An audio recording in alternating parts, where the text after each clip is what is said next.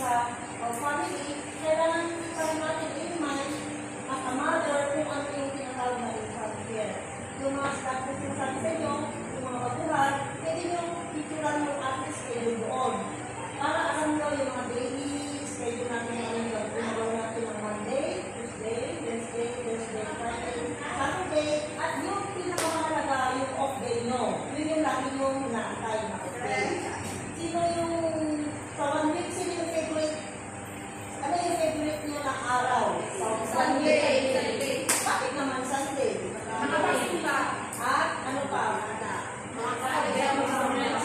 Relax. Sabi niyo kami mag-welcome.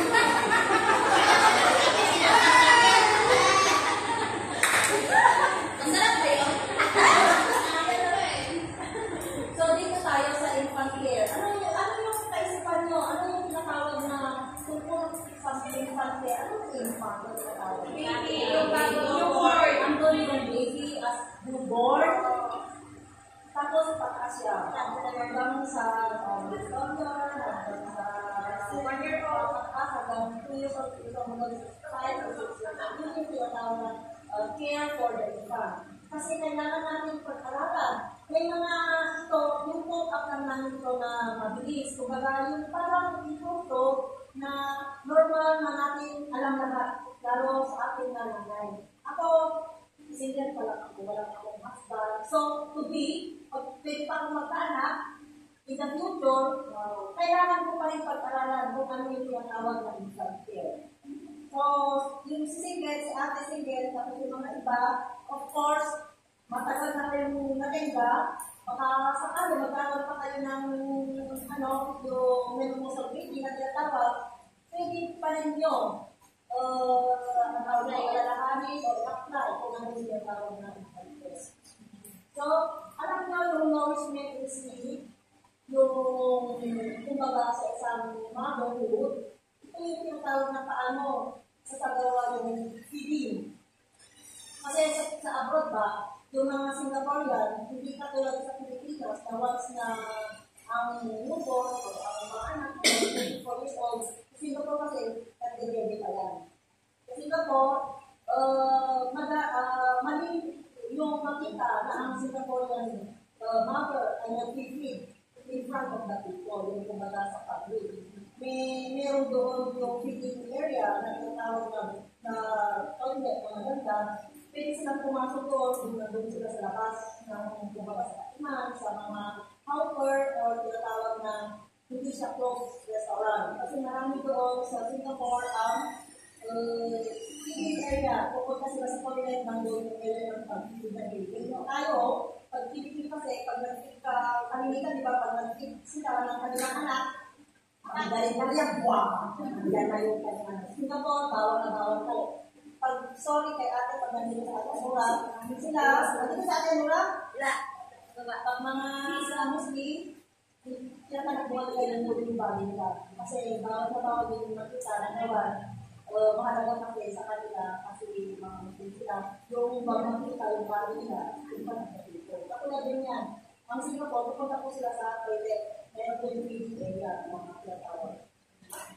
Kaya yung mga iba na kung may mga malaga yung mga babies o mga medyo lumaki na bata, hanggang 5 to 6, nagdededede pa yung mga yun. Kaya lang, pag mga 4 or 5 sa kalimitan sa dede, yung battle, mga 1 to, siguro sa namin pa yun. Pero kalimitan, ang mga Singaporean, 1 year old to 6 minsan, sa atin, hindi pa natin pinapakala ng mga NP-solid.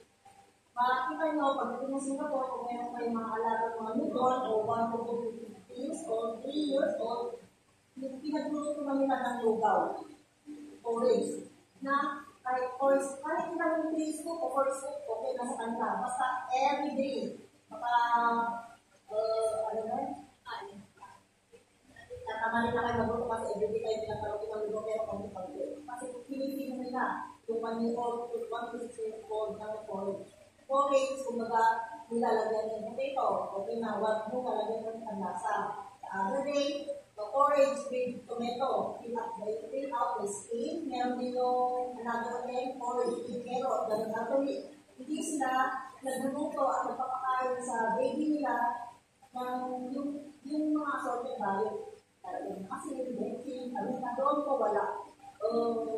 Gusto lang nila plain at saka yung lasa ng carrot o tomato, yun lang yung nilalagay nila sa porridge. Kaya kung kayo may mga alagang baby, the toddler, about 5 to 6, minsan ganun po yung mga pinapakain sa mga anak nila.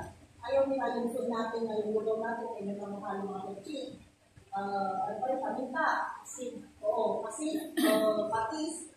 Ayaw nila doon sa Singapore. Kaya ngayon, i-explain natin, makatulong po sa inyo kung magawas na gusto ng amo mo na mag-andakan, magpapakain sa baby nila o kung ano yung age ng anak nila, alam nyo na.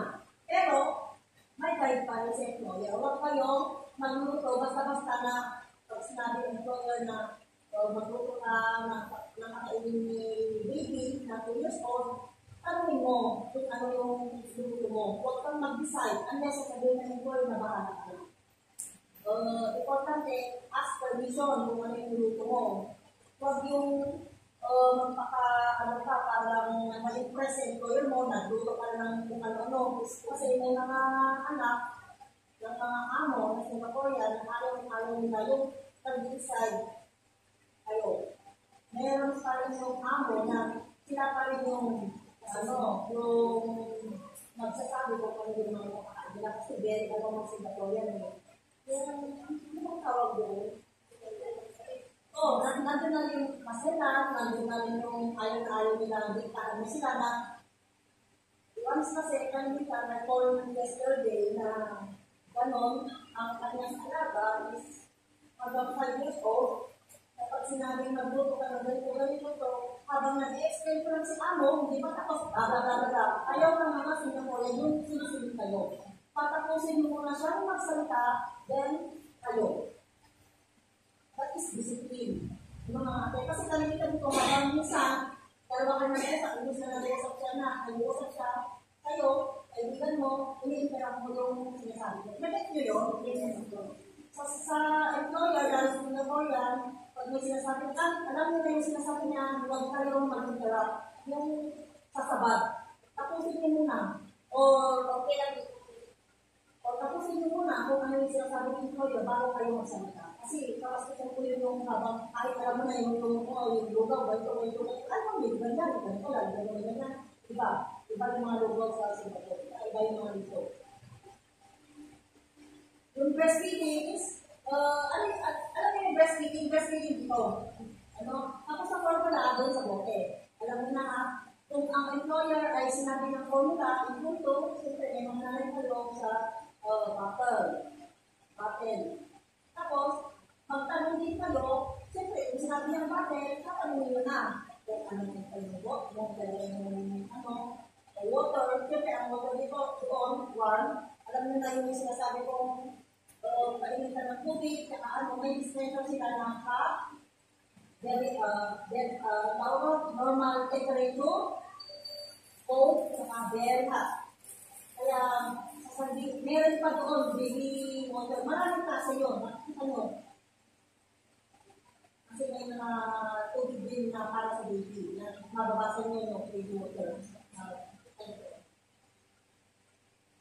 Tapos, yung sleep. Ano yung mga iba't-ibang klase ng sleep ng baby? Sa Singapore, may mga, lalo yung mga iba, kasi yung mga workaholic, yung mga father ng baby, at kayo ay naatasa, nagbantay sa kanilang mga anak, maraming paraan para pinakatulong ang mga baby doon. It depends kung ano yung guide ng employer. Huwag kayo magpatulog ng kung ano lang. Guide pa rin ng employer kung masisunod. Intermalay siya, ate, ganun din siya. Huwag kayong mag-decide. Ang pinatake ko nito, huwag kayong muna mag-decide, sasabihin niyo kung ano yung patulugin.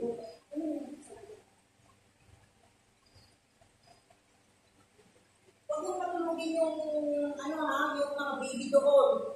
yung pamamaraan.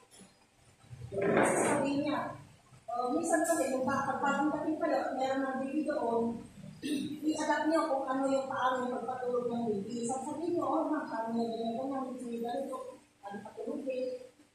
Guide pa rin ng employer. Kalimitan doon, ang baby hindi na masyadong pinakagap. Pag katulogin mo baby, minsan nilalagay nila sa cradle. Alam niyo yung ano yung cradle? Cradle din siya. Meron yung saduyan, meron yung gano'n. Pero kalimitan, nilalagay nila lang sa mattress, yung baby mattress, na nakaliwalay.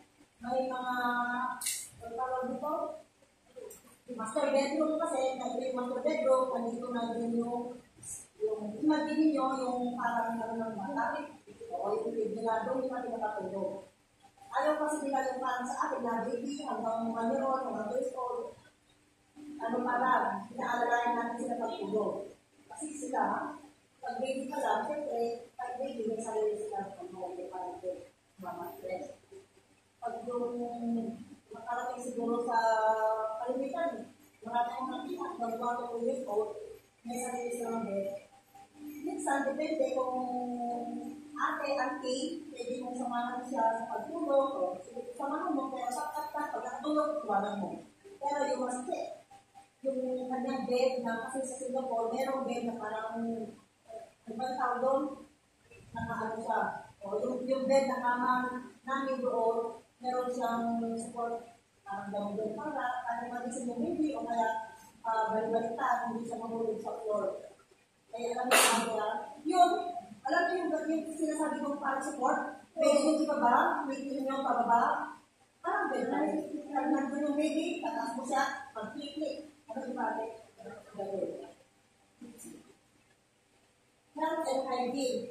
So, number 1, pag kayo ang nag-alaga ng baby, kailangan yung cleanliness. So, maintain clean environment. So, bago kayo maghawak ay baby, siyempre, lagi natin dapat na mag-wash ng natin.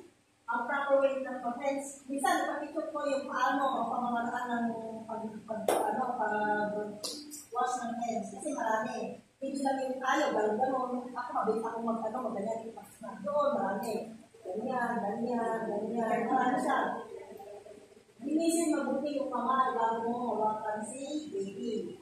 Siyempre, mag-use ka pa kung ano yung N1. Baka mamaya, kasi masasayang sila. Minsan, may basic na gano'n, may hand wash, may dishwashing detergent, mayroon yung may ibang klase doon na parang parang sanitizer. Siyempre, kung kayo ay magbawas, kapag kayo, pasahin nyo. Minsan, ang kinukuha nyo, pagilitan, may marami nag-reklamo sa amin, pinapagbukas yung dishwashing liquid. Mabasa mo naman, pag hand washing kayo minsan kasi marami talaga nalilito. Sa akin, okay lang yun kasi nandito tayo sa Pilipinas. Pwede natin i-wash, sabi natin yung dishwashing liquid kasi wala naman tayong gandang hand wash. So, sa Singapore, mababasa nyo, maraming klase po yan. Pag hand wash, para sa kamay. Pag dishwashing liquid, para sa mga dishes. Sa mga plato, sa baso, sa spoon, Pag sanitizer, yung sanitizer na hindi ka na magugas. Yung po baka tapos ka ng maghugas ng kamay, magsabog ng kamay, yun yung sanitizer na tinatawag. So, ano yung mga, yung panatalayan ng ate, mamaya may mga reklamo, dahil tayo nag-use ng dishwashing liquid. Wala sa kamay mo. Pag-white kayo ng body. Hindi ka pa nagpapakulay ng buhok. Huwag yung i-use yung detergent sa kamay ha, para na yung wash, hanggang po yung sa kamay. Tapos yung sanitize, then yung sa medical care. Once yung baby ay nagkakaroon ng problema o anything na hindi pa karaniwan na nakikita nyo pag sa araw-araw, kung baka yung baby ayun pala, yung baby, regular child visit for check-up. Minsan naman sila po yan, dahil walang sakit ang mga baby, may mga regular check-up sila. Pinadala po nila sa PIDYA. PIDYA doon, minsan for appointment, walk-in, or basta mag-ipakit yung baby. Sa akin kasi, hindi natin pinapakit ang mga kayo din, at doon din, siyempre, tayo ay, magagawa doon, may sarili din tayo, o may business na. Kaya kahit wala sa bata, dito dalhin sa mga media para maano siya check kung may sakit siya wala. Immunization siyempre, may mga guide sila. Pag nagpapacheck ko kayo ng baby, ate, doon may guide. Parang din sa akin na may book sila. Na dadalhin. Kaya kayo, kung may pangalala yung mga babies doon, later, laging yung tandaan na laging may book. Siyempre, with guides and employer. Siyempre, tuturuan naman kayo kung ano yung gusto nyo pag kayo ay magpupunta sa mga doktor. Siyempre, sa medical attention, nandiyan na yung in case. Pag nasa bahay kayo ay nagkakaroon yung alam nyo yung mga rashes, baby fever, yung vomit, ano yung vomit? Suka, tapos meron lang na, tapos nagtatae, stomach pain, tapos yung eyes mo namumula, o so on, anything, tapos yung hindi blood test, minsan nagulang ka, napunta doon, all lahat ko yan, mag-advise sa employer. Huwag yung dadalhin, ang mga baby, dadalhin mo na agad-agad doon. Huwag nyo ilalabas ang baby ate, kasi once na dumating yung employer mo, in case na punta sila sa mga working area nila, at wala kayo ni baby, ang iisipin talaga ng employer, police. Huwag kahit man nagpakitang bigas kayo na kailangan nila yung obligasyon nyo kasi yung baby ay may fever or anything, tawagan nyo sa sick employer. Huwag kayong lalabas. Kung baka emergency, na biglang na ang baby, basta emergency na nakako, anything, tawagan nyo agad si employer. I-WhatsApp nyo agad si employer. Basta ang point doon, huwag nyo ilabas ang bata. Kasi once na nawalang bata kayo, ang isipin nyo, naninakaw nyo, nag-away kayo, pulis ang maghaharap sa inyo. Mga-attend nyo na wala. Kasi minsan, nagkakaroon ako ng homesick sa bahay. Dinala ko yung baby or toddler or 5 years old na lalo ko sa baba without permission ng employer kasi gusto mo nilakad-lakad. Pakitang bilas ka, wala pa sa oras ng 5 p.m. Nilakad-lakad mo na yung baby. Habulin ng employer mo, police. Bakit wala? So, hindi ka magpaalam eh. Wala naman na hinanap ka na ng buong bahay. Wala ka. Ay, nandun lang kayo sa baba na nagdararo. Ang tatawagan ng employer mo, police. Kailangan mo pa rin sabihin ng employer, sabihin sa employer na, ma'am, pwede bumaba kami at maglala sa baba. Pag sinabi niya, okay, kasi pagkakita naman ang mga amo doon, morning sa kahapon, nilalakad ang kanilang mga anak, mag-amin, maglalaro, lalo sa mga kondo, maraming kalaroan ang baba ng kondo. Maraming recreation na ginagawa. May mga swimming. Kaya, ang point ko lahat dito sa discussion natin, alam po kayo sa employer. Kung po kayo magpakitang bigas sa bababa, in-roller skate yung bata, kung ano yung swimming yung bata, report ko dito yung employer, bago po ate ha, huwag mo gagawin. Ano ba yung sabi ka rin natin yung dito masa? Pag sa handling naman, sa pagbubuhat ng mga bata, gaya yung sabi ni Boss yung kahapon, always support baby head up. Pag ginawa ka niya yung baby, minsan yung baby toy, dapat support mo yung yung kamay sa head niya. Huwag yung hayaan na lalo sa mga newborn. Minsan kasi ang mga bata ko na support sa head, yung pag-hold nyo, dapat kayo ha, huwag yung panintay na pagtawag na lang yung hawakan ng baby. Kasi once na nalaglag yung baby, ay naku, tatawag mo yung employer mo sa amin. Pag nabalian mo yung baby doon natin, nakakakalikado ang baby doon sa sumukubog. Kahit hindi mo na matapos sa isang araw ang trabaho mo, pag ang baby ay dinatay mo ng baby, okay lang doon. Pwede mo naman gawin yung trabaho once na ang baby ay doon. Kaya kasi, pag yung baby ay umiiyak o ano, ilan mo na. Huwag ka nang umiyak dyan, gagawin ko muna yung mga trabaho. Hindi mo muna kung ano yung gusto ng baby, baka yung baby ito, o hindi. Kasi general po tayo, either toddler, o baby 3 years old hanggang 6. Yan po yung problem lagi. Kasi hindi mo muna kung ano yung semiya ka ng alaga ng bata. Diba baka gutom na, o kaya may kuko, o hindi. ang pwede ko ibigin nyo. O di ba rin na hindi kami makalimutan sa buong araw. Kung alam mo naman, ate, minsan kasi may baby din. Gusto naman, come with me, play with me. Siyempre, ang gagawin mo yung baby. Mas nasasiyahan ng employer nyo at yung baby kasi maganda na lang ang pagkakas. Kaysa naman, umiiyak na dyan sa lalo mga PSO, naglalakad na. Ayaw, busy-busy sa pag-release ng mga plates. Anti-anti ka, let's play together, gumaganon. Siyempre, mamaya, gumaganon mo naman, ay kami na dyan, hindi mo, iwanan mo yung washing mo, hindi mo siya. Mas masasaya, mas pa sa employer na ito ka mo yung attention sa baby na natin. Kung yung, dyan ka muna, kakain muna ako ng bigay, o kaya, ako naman ang kumain, kaya ano yung baby, o kaya ilagay mo dun sa ang tawag sa toilet. Then, pag yan mo. Yan ba? Never shake a baby. Yun yung sinasabi natin, huwag din shake a baby na alug-alugin na kasi bawal. Hindi naman bawal sa kanila. Kailangan magkaroon siya ng may dahil. Ayaw na ayaw ng mga mami sa Singapore na alug. Magkaiba sa Pilipinas na rin. Alug-alugin natin. Adat kasi natin yung sa mga ninuno natin. Hindi, dapat nagkakalungan sila. Nag-alaga ng baby, yung alugin mo, nagagas mo, ng total vivo, ng alagaligaan, huwag yung alagaligaan. Ganyan mo lang, pag-test, okay na. Tapos, kami, tell me, bye, no. Hindi kami na,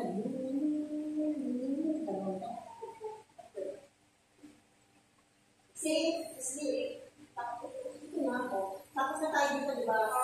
Sleep, kasi pero yung mami, dahil dito, yung baby niya dyan, sa side na, or yung nagawa naman sa isang room, ang baby, meron kang separate naman yung ano kung sakali na kayo dalawa sa isang room.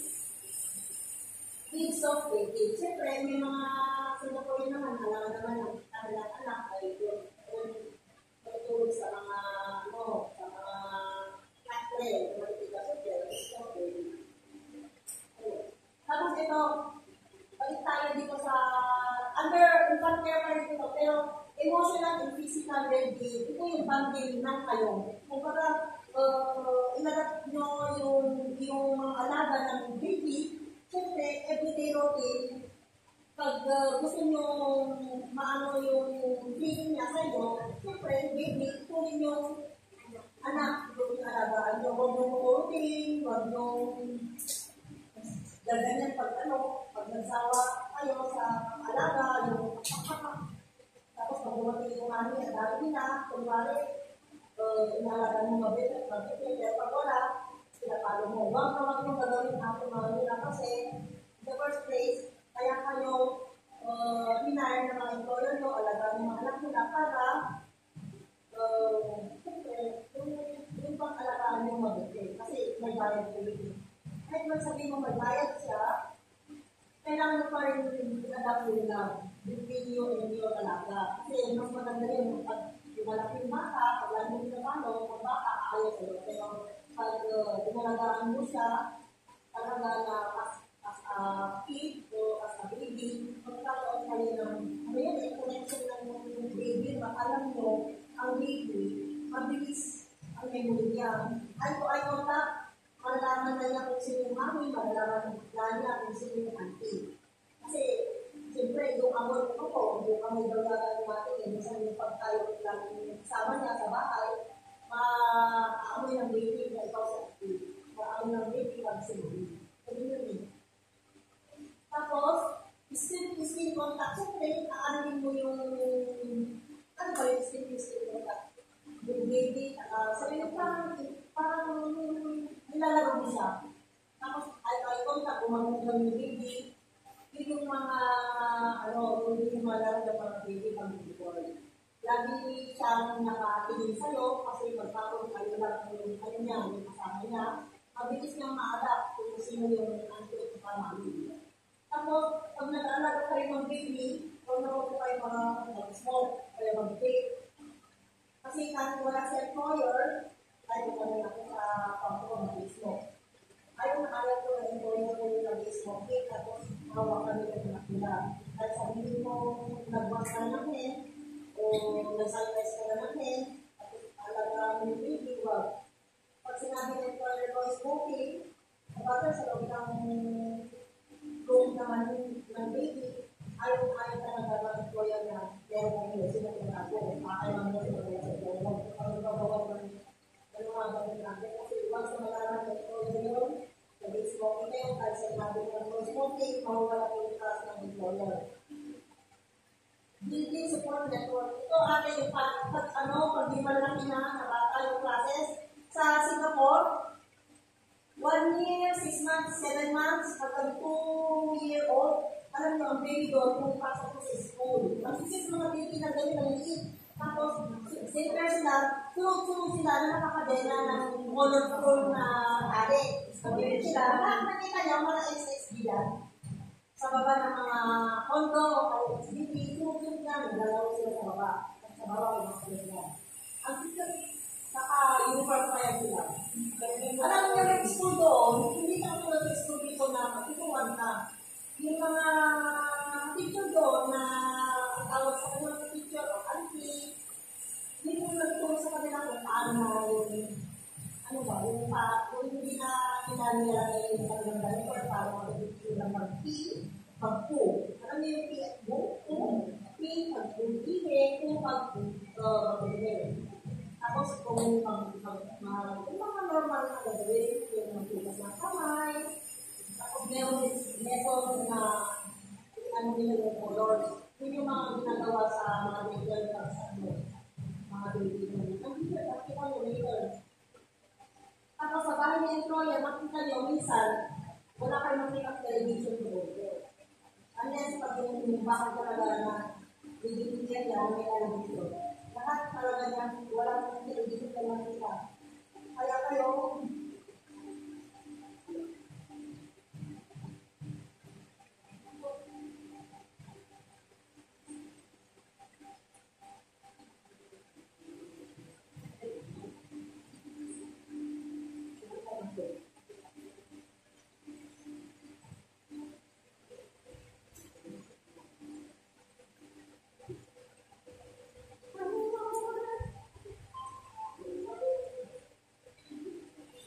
Tinida, sabi na natin, uy! Ano po ito? Ano po ito? Ito? Tinida? Hindi naman natin ito tinida.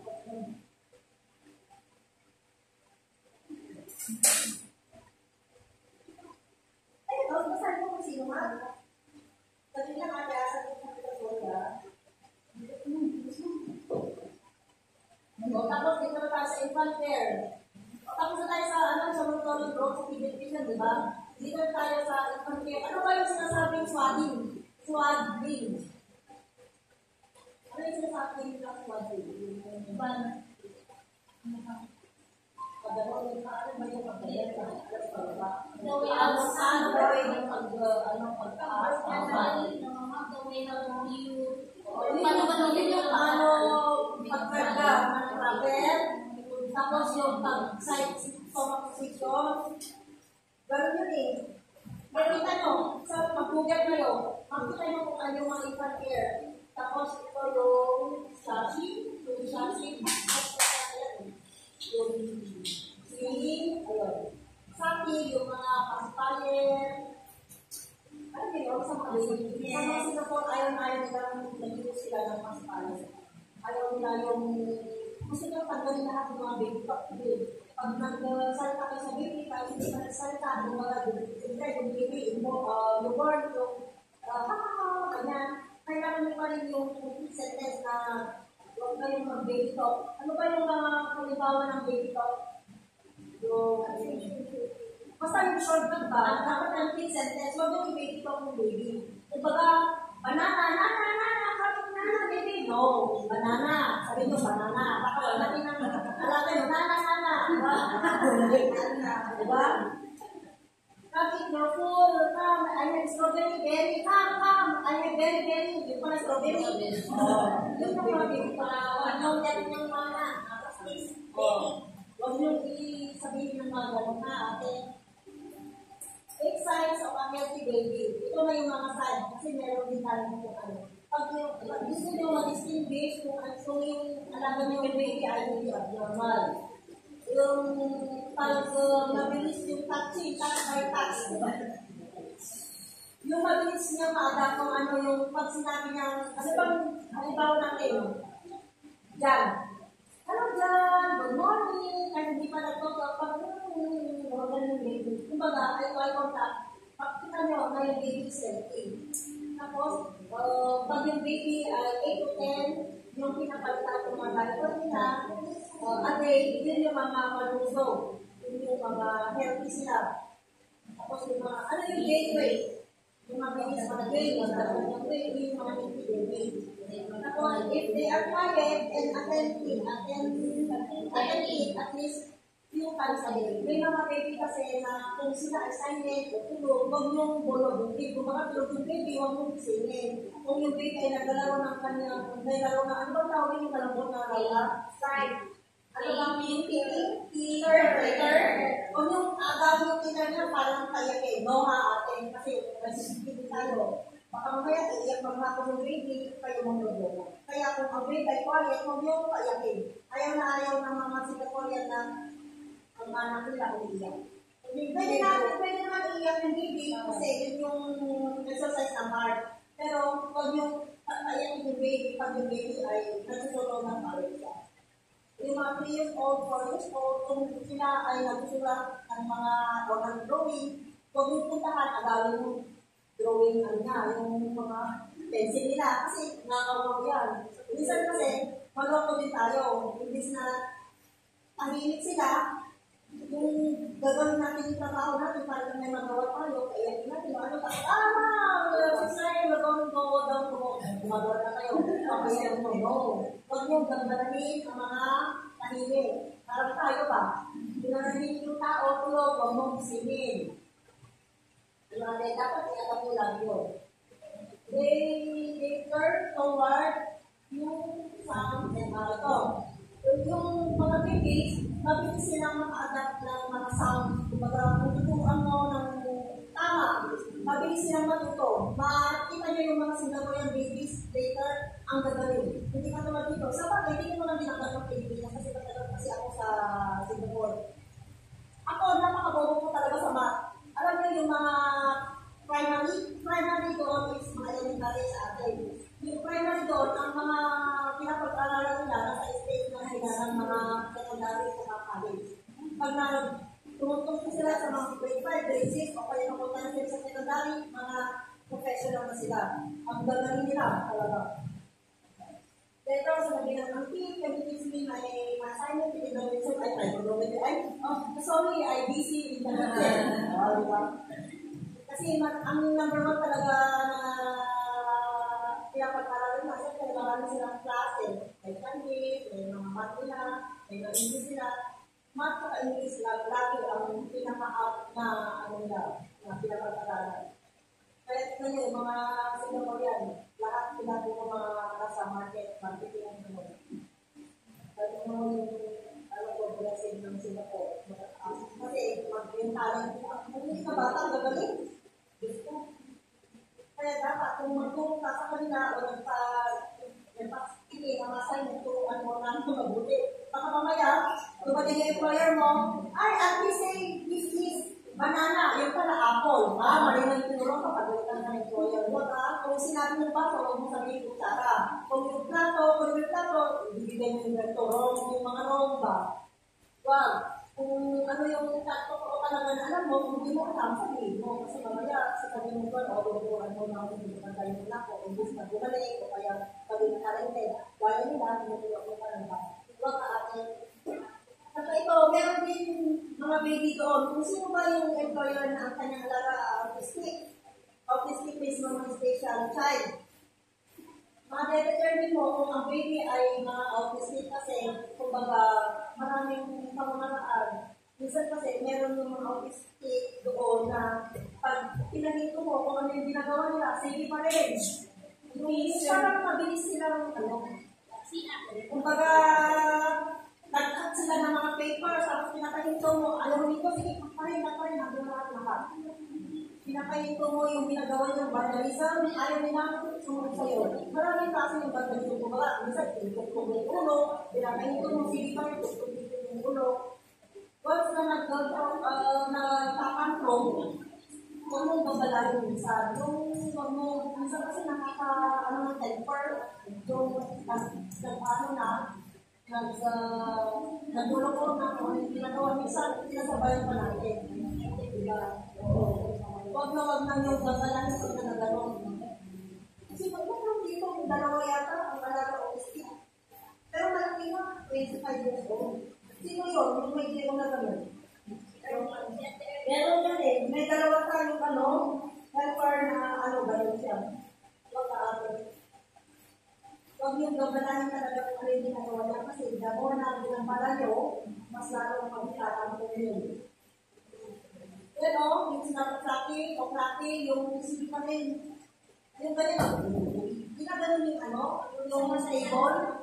Pag once na ginaganon niya, tinakat niya yung mga table, mas huwag nyo nang gabalahin na aamunin na gano'n. Lalo siya, kaya once na nakita nyo, huwag na ang gabalahin. Kasi may mga patuloy na ipalito. Kaya mula po, siyempre, kasi yung mga supporter nyo, kung makalaman nyo, ito niya kung ano ito. May mga gano'n eh. Pero kung sino mga kayo, meron dito, Angel. 25 ka ba? Yung meron na siyang good ba yun? Ako dami ma'am. Paano yung mga experience mo noon sa festival? Meron ka festival mo lang. Observe ko lang siya, anong naubali.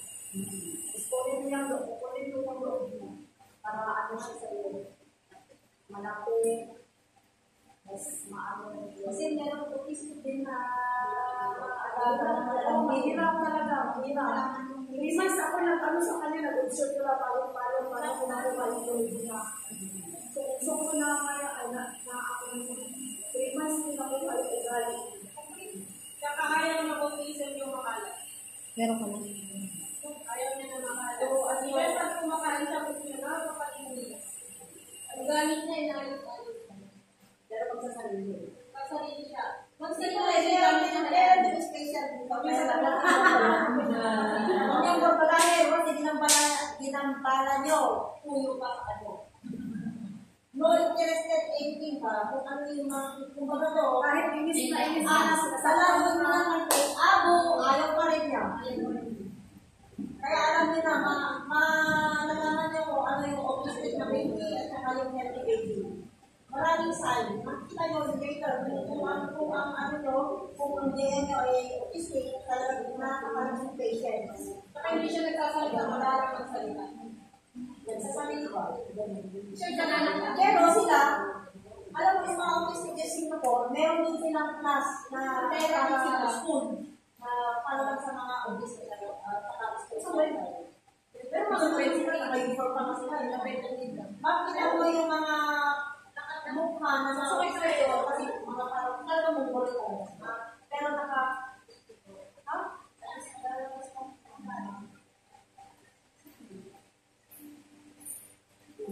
balik sa akin na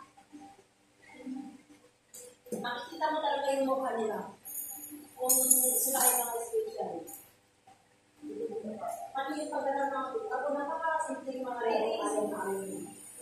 Kung ang mood niya ay hindi okay, huwag mong gambalahin kasi once na ginampala yun ako, dahil ako na tayo sa baby,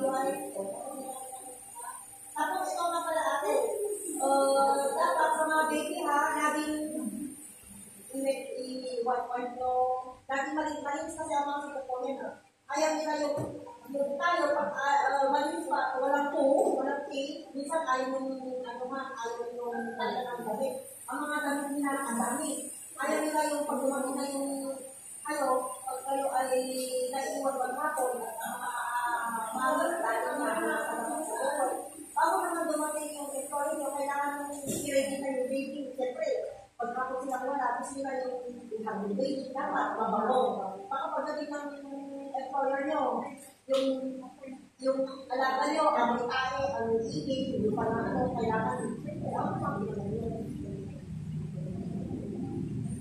Sige, sumama ka mag-ingredient. Kailangan lagi mabango nga ate. Huwag mo hayaan na ako'y bagoong yung talaga mo. O kasi skin contact, alam mo yung ano, ibig sabihin ng labor side. Kung trabaho kayo at nag-baby o kaya 2 years old ay nandiyan sa tabi-tabi, minsan kasi ang mga alaga natin, yung ating kusina, number 1, i-tignan yung mga makakalas. Huwag niyo ipahawak sa alaga nila, baka mamaya may hawak ng sakit sa iyo. Alam niyo, ayaw na ayaw din ng mga employer na makita ang baby, number 1, yung kingdom. Magkaiba yung kingdom sa kutsilyo. Ang napaka-more na delikado kutsilyo. Pero minsan, ang baby minsan, gusto nila kingdom ba? Ayaw na ayaw ng employer. Huwag na huwag mong bayaan na kumukuha siya. Kung basta pupunta sila doon sa kitchen at sa mga lahat ng gano'n nakatago. Makita mo sa wall nila, walang mga plate na naka-display, mga ganyan, mga baso, nandun lang sa kabo, kabinet, o ano. Minsan, pag inopin mo na yung isang corner, lalabas na lang mga plates, mga kopyato, makatago kasi. Kaya, kung ang alaga nyo ay nag-stop nyo, huwag kayo magbubukas ng tindig para lang walang mga nakatago dyan na anything mo tayo. May mga bakal din na maliit, minsan, alam, wise din minsan ang mga bata doon. Kung ano yung naka-lipit at ayaw na langin, minsan nilalaro nila. Alam nila, siyempre, maraming social media dyan nagkakalat. Alam nila kung ano yung mga gustong-gustong baruin ng mga bata, dahil mga flour. Baka mamaya, ito niya, magpapasa-masa rin. Lahat po yan, kailangan yung check kung kayo lang dalawa sa bahay o ilan yung alaga yung kailangan yung check. Yung mga dangerousan. Saka number 1, always close the toilet. Huwag ka mo hayaan na ang baby mo, maliit na bata o kaya malaki, ganyan. Minsan, gusto talaga nilang maligo sa mga toilet o kaya sa mga labas. May mga tondo kasi sa baba, mga swimming pool. Baka mamaya, pag nakita sa petrol, nakita yung swimming pool, gusto niya ito, kaniwan, durgo, nakong kaya kailangan yung check. Alam mo yung nangyari kay from compensation, kaya yung bata ay naligo, ay namatay. Kasi dahil sa kapabayaan. Kasi alam nila, tayo, kapag sinabi mo si compensation na kapabayaan, namatay, kasi dahil sa kapabayaan. Dumating yung best friend, kita Marites, hindi na alam, alaga pa lang nila, nasa kanyo na, naglalaro, gumulong siya sa iba, gumulong siya sa iba, walang makagawa. Alam naman yung baby, kaya yung mga kung din yung timba, gumulong daw siya din kasi nagtanong din kami kung bakit paano naman kayo yung sa'yo diba? Kasi gold talaga ang baby doon kay number 1. Tignan niyo talaga yung malaga niyo. Once na namatay ang baby doon, or anything yung mamatay, bitay talaga ang mamatay. It's more than gold. Gold ang mga baby doon. Kaya huwag niyo hayaan na yung mga alaga niyo ay matigo. Kasi once na matigo, tabahan ka na. Kahit masaktan mo, huli mo na yung gusto ko, itakbo mo.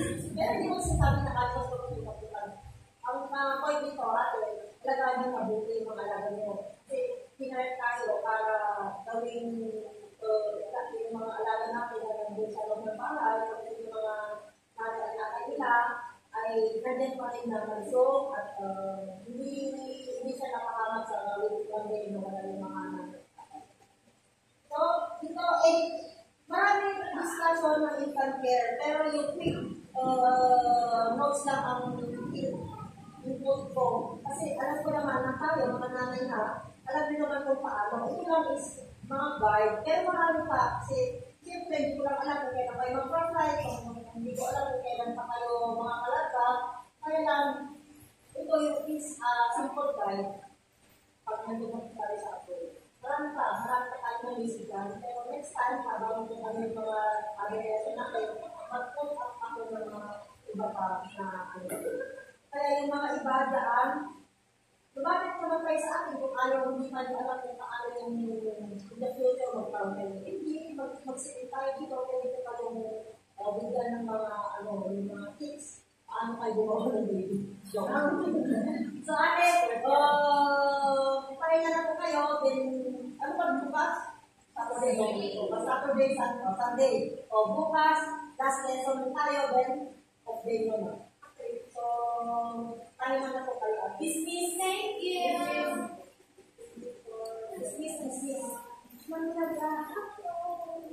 Satisfied ako. Sinasapay na kayo.